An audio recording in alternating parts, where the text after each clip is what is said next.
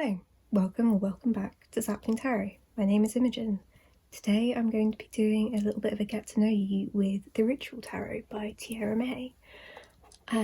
This is the second edition of the deck. This is the one that has the additional Lust card. It also doesn't have the names anywhere on the card. There is a newer edition that has marked names on the back. What else would it be useful for you to know? Tierra May has a Kickstarter going at the moment for an oracle deck in a similar sort of style. It's analog collage, it's dark, it's twisty, it's beautiful. It's fully funded, but it's still going for the next couple of days. I'll pop a link below if you're interested in that. So yeah, the new edition has an additional card called the Fool's Journey. I don't have that one. If I ever see it for a good price, I have no doubt that I will end up trying to purchase effectively a duplicate copy because I think this deck is stunning. My experience of the deck is that it has such incredible depth, which can be like a little bit overwhelming at times. So I thought doing this kind of like sort of silly one deck gone wild kind of fun question thing might help me connect with sort of like a lighter side to the deck. I find this deck kind of intimidating. It was absolutely love at first sight. I first saw it on Anna at Astral Lady Tarot's channel and I was just absolutely blown away the moment I saw it. The art style speaks to me so clearly and profoundly, but I've had this deck for like more than a year and if I'm absolutely honest, I've barely used it because I just find her a bit intimidating. I thought I wouldn't be able to tell what the cards were and I just kind of end up like doubting myself and stuff, and so I've been using it for the best part of a month, like solidly. It's the only deck that I've used pretty much and I was so wrong. She's so much more welcoming than I thought that she would be. Yeah, I want to get to know her a little bit better. And yeah, I thought I would bring you along for the ride. So we have the wheel, we have the spinny wheel, which you will recognise from my Lilith video if you saw that. It's like the one deck gone wild prompts plus God knows how many additional questions I've like thrown in here. You're welcome to use this. I'll like pop a link below if I can. So let's get into it. Ooh, okay. Other divination method that I think this deck likes. I reckon this deck would be well into a spirit board. And that kind of like seance-y spirit communication. I think bibliomancy, because it's like a very well like researched, or it feels like a lot of the imagery feels like it comes from like pamphlets for museums and that kind of like historical artifact thing, so I reckon a bit of like bibliomancy.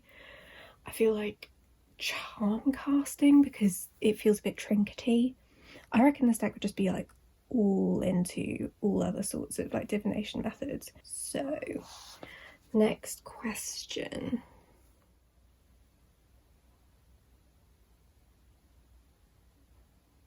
Why I bought this deck? Did we already go into this? Maybe.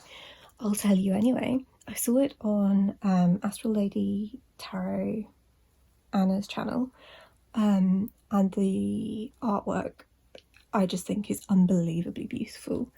And I think some people maybe aren't like super into it. But I mean, I just think it's like heartbreakingly beautiful. Earth-shatteringly, like it just, I think it's incredible. And yeah, I mean that's sort of basically it. I waited until there was like a second sale, or just like a regular sale, I can't remember, because like my cards look perfect, but that's so often the way with like small businesses and stuff. They'll do a second sale and you buy something and it's like, this is pristine, what you want about? Because it's not a cheap deck at all, and to get it over from the States wasn't cheap. I know that it's now at the Boutique in London. They did the marked edition anyway, and that's like around the £60 mark, which obviously is not cheap at all, but like then if they did second sales, then that would make it even more approachable. But well, not approachable, I don't think she's an approachable deck, but yeah, manageable potentially. It was my birthday present to myself last year, and I mean, I'm so pleased because it's like 79 pieces of just unbelievable artwork, and so even if I had the money, like even full price, I wouldn't begrudge it. So yeah, why I bought this deck, because it's stunning. And yeah, I until that point I'd never seen anything remotely like it. I know that collage decks are becoming like a big thing now, digital and analog, and there are some older things like the Voyager Tarot and Tantric Dakini Oracle, other decks I probably don't know, but this was the first time I'd seen artwork like this, and truly I don't think there is anything else quite like this.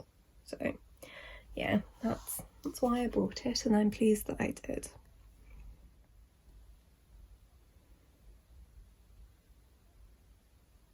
Oh, a cool card for Heartbreak. I mean, this deck feels like if I was heartbroken, I don't think I'd touch it with a 10-foot fucking pole,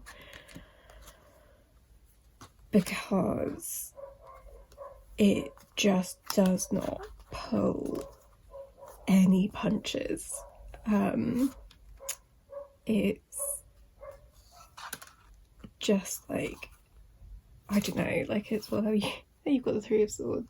I know it's not a cool card, but I think that's so good, and it like aligns so fully with like my view on like the Three of Swords and stuff. I don't know, like specifically a court card.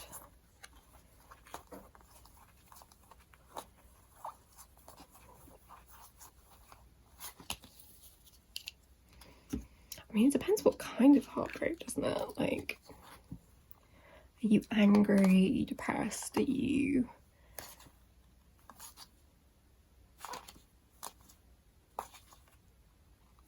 I don't know, like... I always think of Sylvie when I see this card.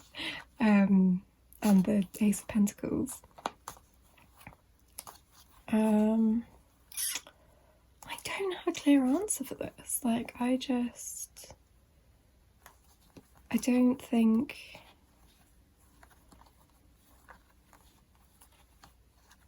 Like, I suppose because they're not like kind of narrative images, like there's not necessarily like a story going on, because it's all the kind of the cluttered collage.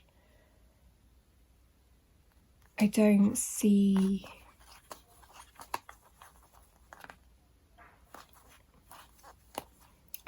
something as like specific as heartbreak. No, I don't have an answer for that. Apologies.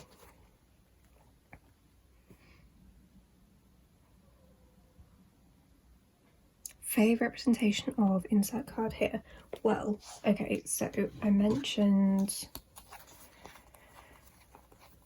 the Three of Swords. I think this is a brilliant Three of Swords. I think there's like that sort of like self-wounding thing that I think gets kind of missed in a lot. It's always about like what someone else is doing to you. This is the Nine of Swords, and it's kind of like a similar thing where it's like, I mean, these are slightly gruesome images, I suppose, but I think they speak to the like potentially self-inflicted nature of these things, which I think for me, in terms of the way I read tarot, that's more what I'm looking for, rather than what other people are doing or kind of broader situational things. I think I'm looking for like the things that we can control and that sort of autonomy, and like things to check in with ourselves about. So like, are we breaking our own heart? Are we, you know, keeping ourselves awake at night? What are we What are we doing to ourselves? And I think that that's really interesting, and like obviously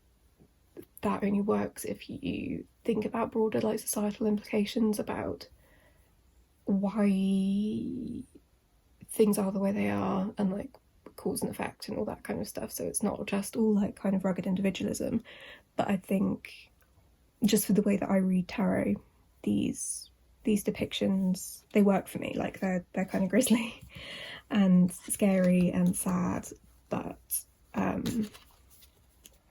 just think they're really spot on. Next question. Ooh, Dec's favourite herb or flower? I mean, she's a little bit edgy, so but then I reckon something with like a really rich history. I feel like maybe like yarrow, or I think maybe like valerian, because I mean beautiful, but there's something sort of deep and dreamlike about this. I mean, almost kind of nightmarish, if I'm honest, about this deck, in the way that it just like it takes you to places that you wouldn't necessarily go yourself.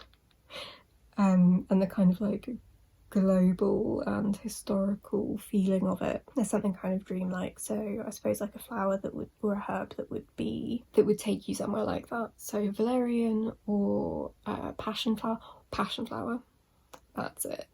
That's this deck's favourite flower. Yeah, definitely, because the colours are right and the shape is right, and like I think a passion flower in here would make total sense.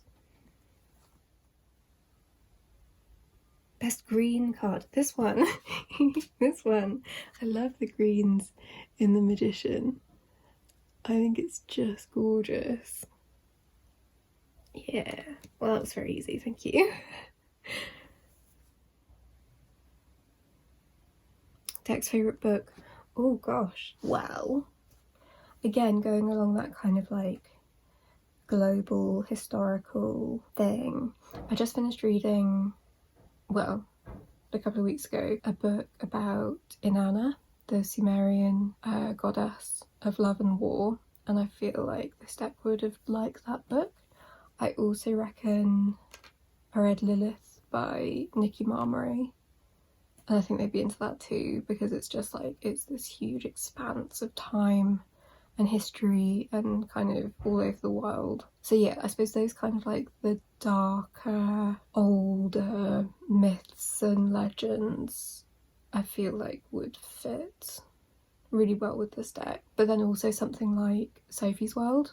I mean, now I'm just talking about like my favourite books, but I think something like that, where you've got the story and like the history running in tandem. So yeah, so there's 3 books that I think that this deck would enjoy. I have only gone fiction. I mean, I feel like this deck probably would just read kind of museum books and research papers and things as well, but yeah. Okay, next question. Ooh, okay, what sign is this deck? I am reading it in Cancer season, because, well, I don't think I could fully articulate exactly why, but it's quite like Scorpionic energy, in that kind of like watery but like deep thing. I also think like Aquarius, in like kind of the weirdness of it. Yeah, I feel like Scorpio is like maybe a bit too obvious because it's a bit of a dark deck, but I just feel like the depth, but the sensitivity speaks very clearly to a Scorpio kind of perspective. I'd be really interested to know what sign Tierra May is actually, but yeah, I think probably Scorpio, if that's not a massive cop-out. Anyway, okay, I've only been going for 20 minutes, but it is my lunchtime, so thank you for being here. I love this deck. I am so pleased to have it in my collection. I feel very lucky that I was able to get a copy. And yeah, check out Tierra May's Kickstarter, Cave of Sybil Oracle deck. It looks amazing. I'm so excited to see more about it. And yeah, I hope you're taking really good care of yourself, and I will catch you in the next one. Bye.